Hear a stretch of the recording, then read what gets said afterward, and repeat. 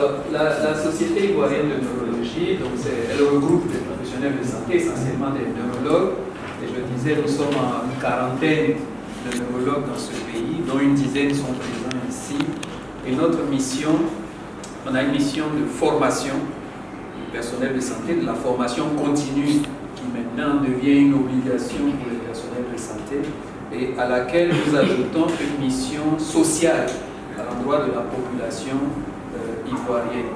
Et ce type de journée, c'est l'occasion pour nous justement de mener ces deux activités, ces deux missions, mission de formation des professionnels de santé et mission de sensibilisation de la population. Et si on sensibilise la population, qu'il soit prise en charge, il faut que le professionnel de santé soit outillé. Et donc c'est pour ça que nous faisons conjointement ces deux activités pour mettre à jour aussi un peu les connaissances du personnel, comme on a pu le voir sur les AVC. Vous avez vu qu'il y a beaucoup de choses nouvelles, beaucoup de choses qui ont changé. Il y a des besoins en matière de personnel, en matière de compétences, en matière de plateau technique. Et donc, nous sommes venus vous présenter les choses telles qu'elles doivent être, telles qu'elles devraient être, et faire en sorte que la population, finalement, soit mieux prise en charge et se porte mieux. Donc, on est tout d'abord le plan. Nous ferons une petite introduction, un volet généralité, pour essayer de rappeler quelques petites données. Ensuite, nous verrons la prévention primaire. Bien après la prévention secondaire, et enfin, nous ferons la conclusion. Donc, en introduction, il faut savoir que la prévention de l'AVC consiste c'est en fait un élément essentiel dans la lutte contre l'AVC. Donc, raison pour laquelle nous sommes tous ici, pour savoir comment est-ce que nous pouvons agir en tant qu'acteurs de la santé pour éviter l'AVC. Donc, c'est déjà ça dans un premier temps. Et l'intérêt réside en action par la prévention primaire et la prévention secondaire de l'AVC, qui consiste en fait à la prise en charge des différents facteurs de risque. Mais tout d'abord, avant la prise en charge, il faut pouvoir identifier les facteurs de risque. Et il faut savoir que l'action que nous allons mener sur les différents facteurs de risque vont nous permettre de réduire tout simplement la survenue de l'AVC et d'éviter la mortalité liée à l'AVC. Donc c'est vraiment quelque chose de capital. Et tout ceci afin d'améliorer le pronostic fonctionnel des patients. Parce qu'il s'agira des patients qui, après l'AVC, présenteront des déficits. Donc vous comprenez bien que c'est des patients qui, sur le plan professionnel, vont être biaisés, sur le plan autonomie à domicile et sur le plan pronostic, vu que c'est des patients qui vont présenter le plus souvent des dépressions. Donc c'est un peu ce que j'ai dit, volet cognitif des patients. Donc en généralité, encore pour rappeler l'aspect gravité, l'aspect ampleur de l'AVC, j'ai marqué un point d'honneur sur le fait que l'AVC constitue un problème de santé publique majeur, raison pour laquelle nous nous sommes déplacés pour partager notre expérience avec vous et pour qu'ensemble on soit dans la lutte contre l'AVC. Tout d'abord, l'AVC est une cause d'handicap moteur, donc la paralysie, est une deuxième cause de déclin cognitif sévère. Donc c'est un peu le rappel par rapport à la cognition, la démence, des patients qui seront déprimés. Mais aussi, cause grave, l'AVC peut entraîner la mortalité. Donc c'est vraiment pour montrer l'ampleur et la gravité de l'affection. Avec une prévalence, quelques chiffres, à travers une étude réalisée par l'équipe de Cocody et aussi avec l'équipe de Boaké, qui a montré une prévalence estimée à pratiquement 28%, avec un âge moyen de 58 ans. Vous voyez que c'est des sujets qui sont jeunes, et avec un taux de mortalité assez important. Tout ceci entraîne un retentissement socio-professionnel sur nos patients qui reste important, d'où l'intérêt de la prévention primaire, c'est-à-dire bien en avant de l'AVC, parce que nous ne voulons pas que l'AVC arrive. Et en prévention secondaire, malheureusement, si nous sommes passés à côté d'un facteur de risque que nous n'avons pas pu équilibrer, que l'AVC est survenu, ou que le patient n'a pas bien pris son traitement, qu'est-ce que nous devons faire? Donc c'est ce que nous allons voir. Donc juste pour rappeler, donc je pense que là mes professeurs en ont déjà parlé, on va passer rapidement dessus, juste pour dire qu'il y a plusieurs types d'AVC, et c'est vraiment la brutalité d'installation des symptômes où le sujet va préciser la date, les circonstances de survenue de l'AVC avec un déficit neurologique, peut-être tout ce que mes collègues ont cité, soit la paralysie, soit que la paralysie au niveau de la face, soit au niveau du côté paralysé, soit du déficit moteur, soit au niveau de la parole. Donc tout ceci survenant brutalement doit faire évoquer l'accident vasculaire cérébral qui est grave. Donc, que devons-nous faire? Donc c'est là notre question. En primaire, tout compte fait, nous ne voulons pas que l'AVC arrive. Ça c'est clair. Donc, il faut savoir que la prévention primaire, c'est vraiment la prévention qu'on fait initialement avant que le trouble ne survienne. Donc, c'est vraiment ce que nos collègues ont fait tout à l'heure sur la page. La sensibilisation. Donc, dépister les différents facteurs de risque vasculaire afin d'éviter l'AVC. Mais il ne suffit pas simplement de dépister, il faut aussi les prendre en charge. Prendre en charge et pouvoir optimiser ces facteurs de risque. C'est-à-dire, une fois qu'on a dépisté un facteur de risque, on le traite, on donne des conseils, mais on fait surtout l'éducation qui ne coûte pas cher, tout simplement dire aux patients, voici ce qu'il faut suivre, voici le traitement, c'est un traitement qui est de longue durée, et je pense que ça, beaucoup de médecins ne font pas. Donc, ensemble, infirmiers, médecins, toute l'équipe médicale, nous devons commencer déjà par dépister, ensuite éduquer et traiter et donner l'information aux patients du risque de survenue de l'AVC si ces facteurs de risque ne sont pas contrôlés. Il faut que l'information soit claire et il faut qu'on soit ensemble dans la lutte contre la survenue de l'AVC. Donc, quelques rappels en termes de risque. Donc là, je vais passer rapidement dessus. Le risque, en fait, c'est la probabilité de devenir malade, donc d'avoir un AVC dans une période de temps donnée. Et le facteur de risque, comme l'a rappelé le docteur Nazarou, il ne s'agit pas de la maladie. Le facteur de risque, en fait, c'est une caractéristique individuelle qui se retrouve dans une catégorie de population selon des valeurs distinctes de risque. Et c'est différent de la cause de la maladie, sans toutefois que ce facteur soit cause, à l'exception de l'hypertension artérielle qui est en fait cause dans l'AVC hémorragique.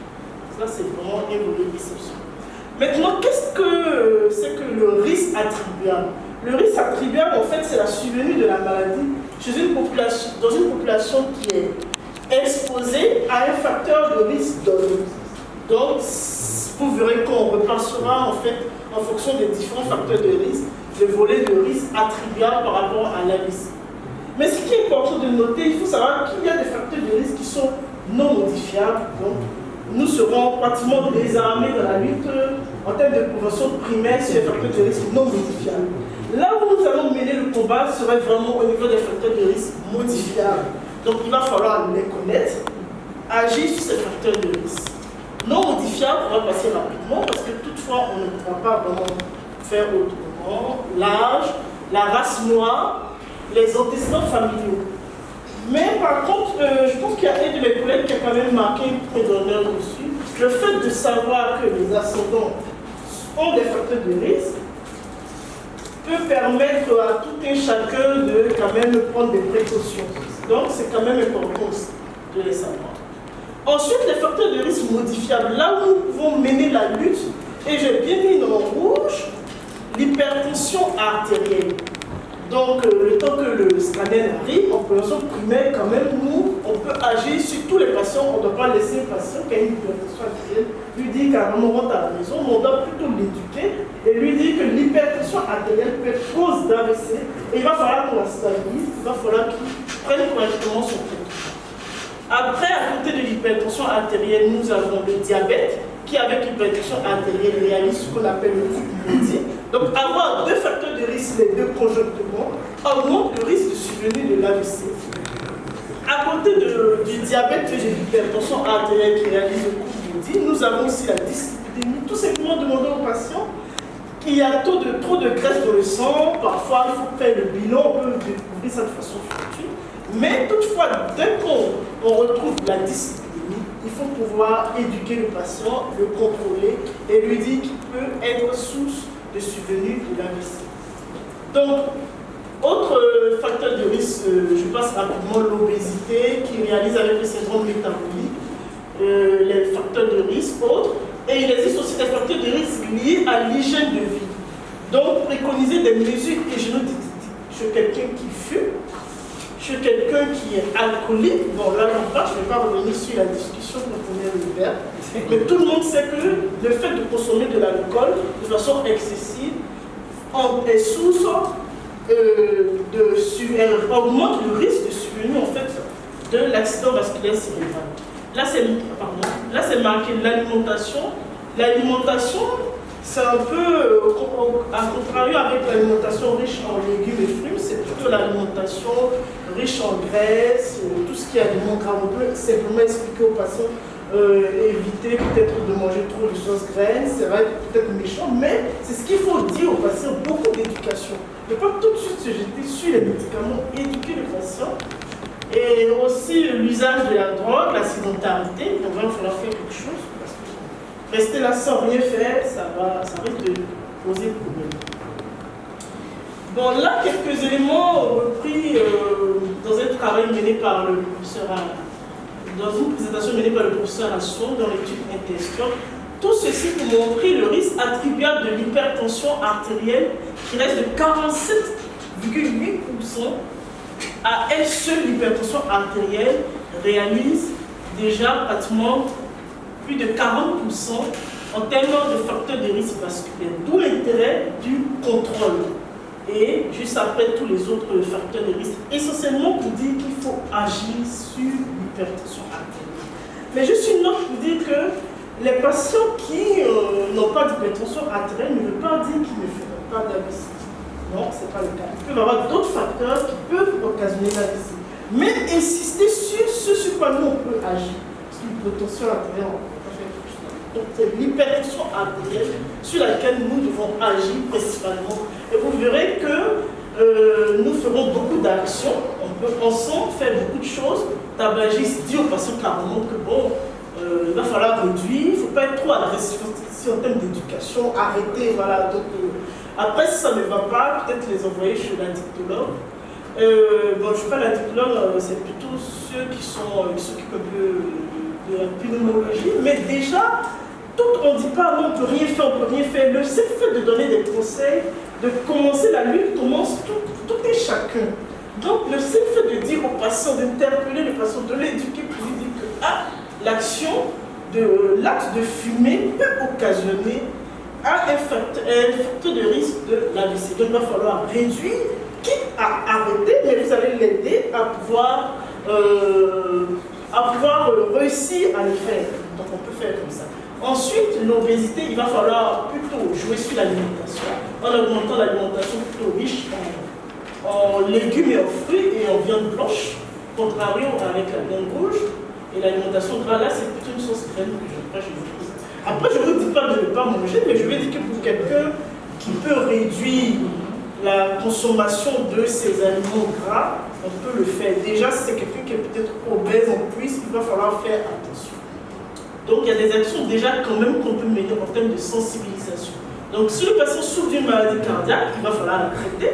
Si le patient est inactif, il va falloir pratiquer quand même du sport 30 minutes, même si on n'est pas, je veux dire que même si on n'est pas inactif, le fait de se rendre au travail, mais régulièrement pratiquer une activité physique, pas forcément intense de 30 minutes, ça peut permettre d'éviter le stress aussi, c'est important. J'ai quand même mis sommeil détente, parce que le stress est quand même un facteur de risque de l'AVC.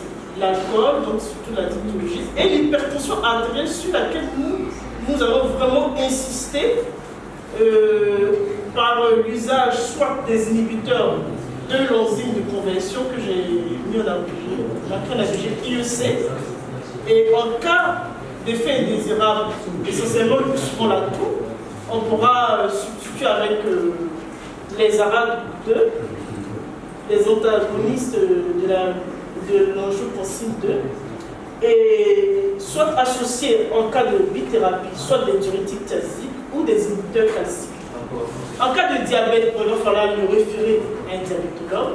En cas d'hypercholestérolie, donc d'augmentation de graisse, de lipides, comme on dit, graisse dans le sang, il va falloir lui conseiller des statines et revenir sur l'effet aussi de l'alimentation, parce que tout est corrélé. Donc, nous avons marqué point d'honneur sur l'ampleur, sur la gravité que mes collègues ont rappelé, sur lesquels je vais insister. Nous avons rappelé les facteurs de risque principaux et l'impact sur nos différentes populations. Maintenant, que pouvons-nous faire en termes de lutte? Donc, vous devez savoir que si nous faisons la lutte, il y a des résultats. Il y a des résultats, nous pouvons faire. Donc, c'est pour cela que nous avons répertorié une étude réalisée en 2016. Il n'y a pas de raison que si chez les Blancs ça marche, chez nous ça ne marche pas. Donc, il va falloir activer, faire de l'éducation, continuer de faire la sensibilisation, mais après notre départ, continuer de poursuivre la sensibilisation et le dépistage au sein des populations.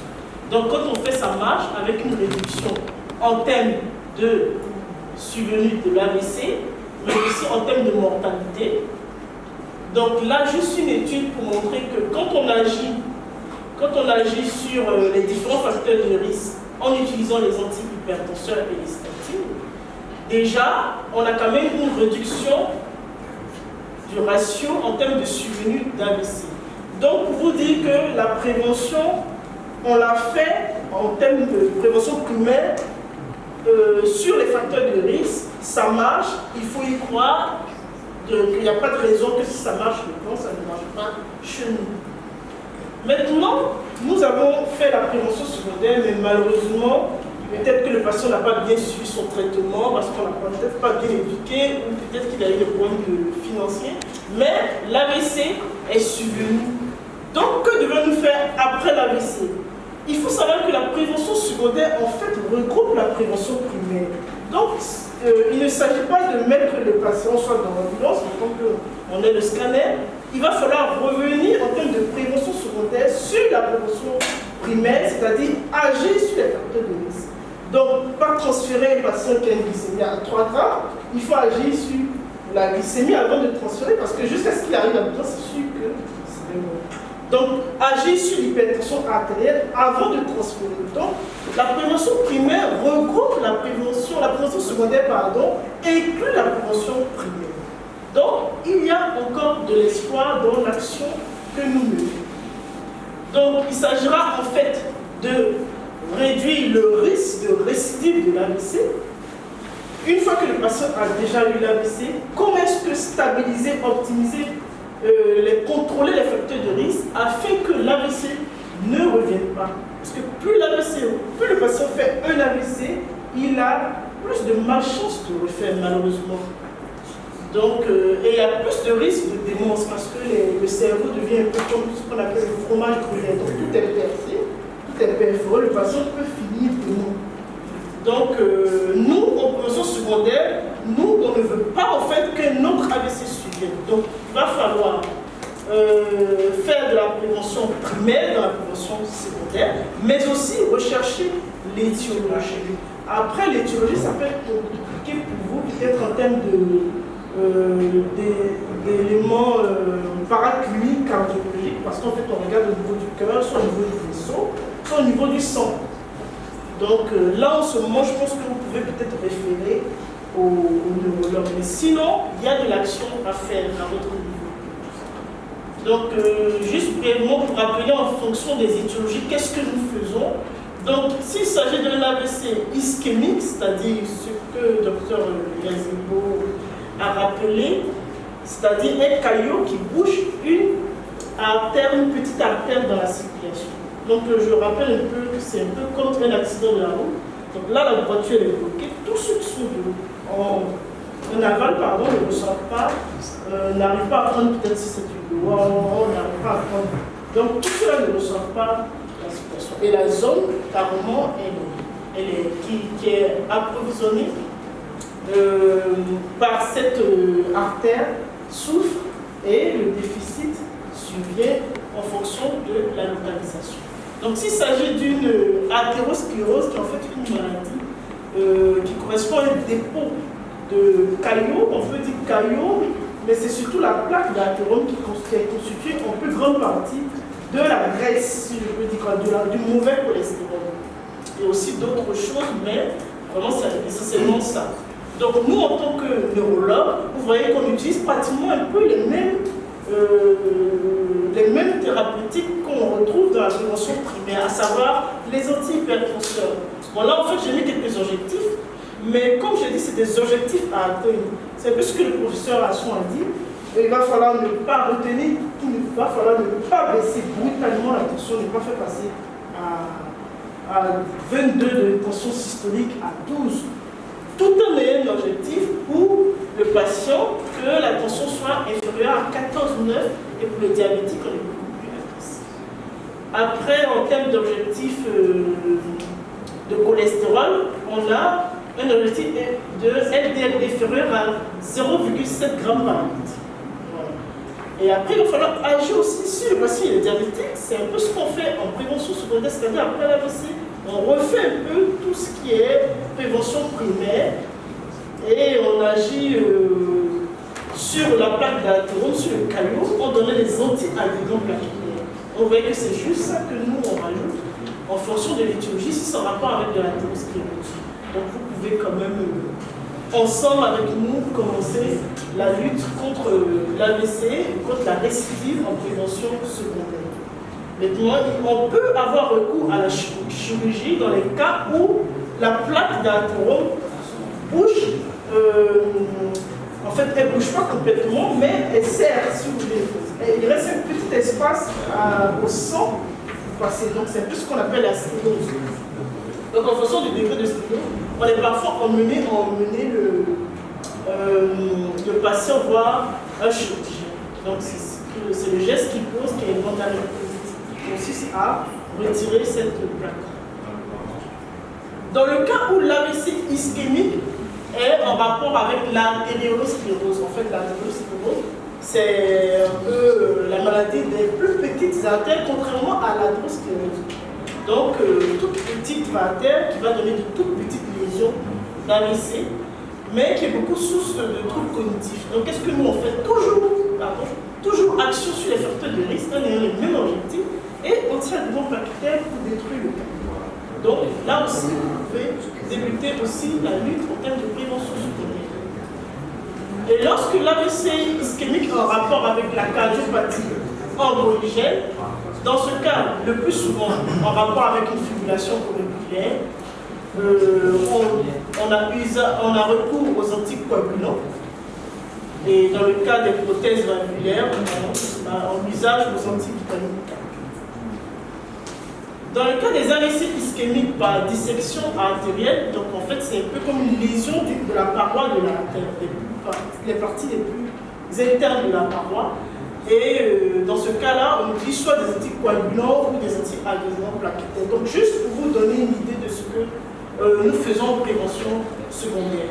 Dans le cas des AVC hémorragiques où la tension monte et que le vaisseau se rompt, le vaisseau qui est facilement friable, c'est-à-dire en fait que le vaisseau se rompt facilement, le sang coule dans le parenchyme, dans le tissu cérébral. On se retrouve tout simplement, essentiellement, à traiter l'hypertension artérielle. Donc vous voyez que l'hypertension artérielle est vraiment primordiale, quel que soit le type d'accident vasculaire cérébral. Ensuite, on poursuit la recherche de la cause. Lorsque l'AVC hémorragique est en rapport avec une malformation, on a recours à transférer les malades chez les neurochirurgiens qui pose l'acte de retrait de la malformation. Ça dépend, mais juste pour vous donner quand même un aperçu. L'AVC hémorragique aussi peut être en rapport avec un trouble de la coagulation, donc un problème au niveau du sang. Donc il va falloir, dans ce cas-là, on fait la correction du trouble de la coagulation. Donc en conclusion, ce que je peux vous demander de retenir est que la prévention reste en fait un maillon essentiel en termes de contrôle des principaux facteurs de risque vasculaire. Et essentiellement, je pense que si vous devez retenir l'essentiel, c'est vraiment agir sur les différents facteurs de risque vasculaire, et essentiellement l'hypertension artérielle. Traiter cette hypertension artérielle, mais aussi ne pas laisser les autres facteurs de risque, s'ils existent chez un patient, et insister sur l'observance du traitement. Parce qu'on ne prend pas le traitement aujourd'hui et on ne prend pas demain, on prend aujourd'hui, on prend demain. Je pense qu'après ça va être prenez non seulement des résistants, et puis la tension va être difficilement contrôlable. Donc insister sur l'observance thérapeutique, mais aussi le suivi régulier. Donc le patient doit venir à chaque fois vous voir pour que vous puissiez estimer est-ce que cette tension elle est contrôlée ou pas. Donc l'efficacité elle est prouvée. Vous avez vu que je vous ai montré les études. Il n'y a pas de raison que chez nous, en Afrique, les traitements, le contrôle des facteurs de risque n'ait pas d'action. Donc l'efficacité est prouvée sur la lutte contre les principaux facteurs de risque, essentiellement l'hypertension artérielle. Donc c'est vraiment ça que j'aimerais que vous retenez. Pardon. Et merci pour votre aimable attention. Merci. Un patient diabétique, hypertendu, et qui a régulé plus ou moins sa glycémie, donc plus ou moins stable, et qui prend des hypotenseurs. Il a autour de 65 ans. Il est à la maison, il prend régulièrement sa tension. Je voulais être précis. À quel moment va-t-il s'alarmer sur sa tension? Il est à 14, 15, 14, 15. Il a 65 ans, je dis. À quel moment il doit s'alarmer et courir vers le médecin? Précision, c'est tout ce que je voulais. Après, le chiffre 14, déjà le chiffre 14, c'est déjà 2 prises de tension. S'il y a 2 prises de tension, il a toujours la systolique à 14. Moi, je pense qu'il n'est pas équilibré. Mais après, il faut faire attention, il y a peut-être des facteurs. C'est pour ça que le médecin doit être aussi quand même un peu un psychothérapeute. C'est-à-dire qu'il faut échanger avec le patient pour voir s'il n'y a pas de facteurs qui susceptible un peu de la notion du stress. S'il n'y a pas des facteurs environnementaux qui font que le patient présente toujours cette tension, mais agit d'abord et ensuite on fera la psychothérapie. Juste un additif, parce qu'elle a dit, vous avez dit c'est un cas clinique, donc ce qu'on appelle chez nous c'est un cas clinique. Voilà. L'objectif, on appelle l'idéal.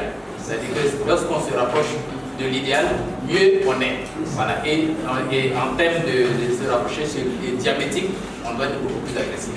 Vous avez dit hypertendu, diabétique, 65 ans, ça commence à faire un cumul de facteurs. Donc l'objectif là, celui-là, ça doit être vraiment en dessous de 13. En dessous de 13. Voilà. Si il est en permanence autour de 14, 15, voilà, on est sûr que ce qu'on appelle la maladie des artères là est en train de continue de se développer tout doucement, il n'est pas encore correctement stabilisé. S'il n'y a pas d'autres explications, voilà. Sinon, pour le diabétique, il faut être plus agressif. Donc, la conduite à tenir. La conduite à tenir. Refaire le point de son traitement.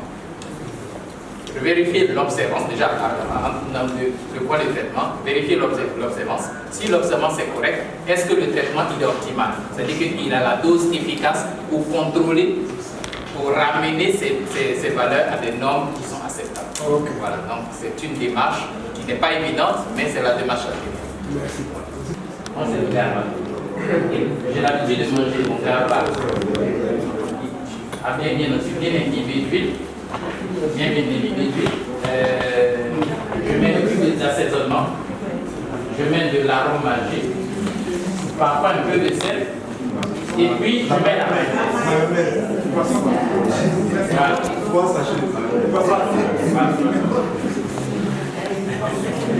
Je mange bien. Oignons, tomates, voilà, c'est bien. C'est le fruit et légumes. Après, je pense que c'est. Quels que soient les ingrédients utilisés, c'est quand même des erreurs alimentaires qu'on peut se. Je ne vais pas dire que j'ai pas été possible. Mais après, c'est pour dire qu'en fait, parfois par ignorance ou par négligence, je dirais, on pose certains actes, mais il s'agit d'une alimentation ici qui est malsaine. Parce que déjà, le cumin c'est déjà un concentré de sel. La mayonnaise, c'est gras. Si vous regardez sur la boîte, vous regardez les différents ingrédients, c'est gras. Et on rajoute de l'huile. Donc, après, on s'étonne qu'on a certaines affections. Donc, je pense qu'il va falloir corriger. Pas forcément c'est clair tous parce qu'on voit des cigares là. Mais après, il va falloir ne pas mettre trop d'huile. Moi, je pense que la question de... Parce que on ne peut pas empêcher quelqu'un d'avoir cette alimentation, mais en fait, le problème c'est de faire attention au dosage. Le plus magique de l'huile, de la mayonnaise, bon, on dit que c'est la façon de manger, c'est le gars, c'est le mari. Bon, déjà, nous, en tant que médecin, il ne faudrait pas qu'on fasse. Parce qu'on ne peut pas dire à quelqu'un de ne pas faire, alors que nous-mêmes, on fait pareil. Donc, vraiment, c'est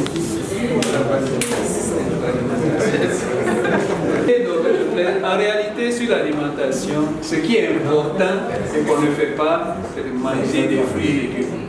Voilà, ça c'est plus, ça contribue plus aux AVC, le fait de ne pas manger les fruits et légumes que de manger le GABA.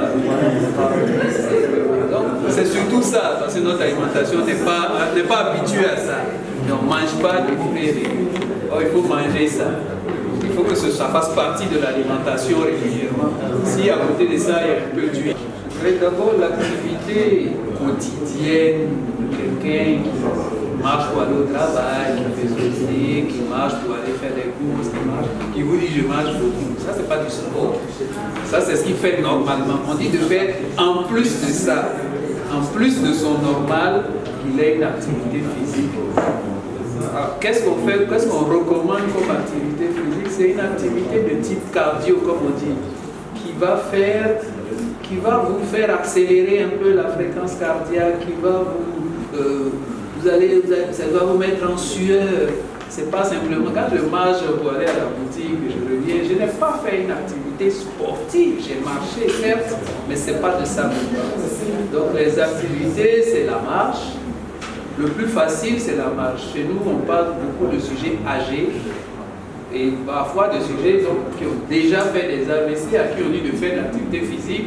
Si vous avez un AVC, que vous avez une paralysie, que vous marchez difficilement déjà, donc c'est déjà la marche. On ne va pas vous dire de courir ou de faire ça. Il y a le vélo, qui est une activité aussi relativement facile. On parle de prévention primaire, il y a de la natation, ce sont des activités, donc c'est du sport. Après, on recommande, selon les sociétés savantes, ça va on va vous dire l'équivalent de 30 à 40 minutes de marche par jour, ou bien 3 fois par semaine. Après, si vous marchez 40 minutes, ça peut être 20 minutes de footing. Si vous courez, on va vous demander un peu moins. D'accord? Mais le principe, c'est de faire quelque chose régulièrement. Si vous ne pouvez pas faire 3 fois par semaine, vous faites 1 fois par semaine, mais c'est toutes les semaines. C'est pas comme quand on va chez le médecin qui dit ça, les 3 semaines qui suivent, on fait et puis après on se repose 6 mois. Voilà. Au début on est motivé et puis ça disparaît et après on s'arrête. C'est de maintenir la régularité. Donc quand nous on s'adresse aux patients AVC, on dit une activité physique adaptée à leur capacité. Donc c'est juste de faire quelque chose, mais en plus de ton activité normale. Et pour les travailleurs, voilà, c'est ce qu'on a fait ici.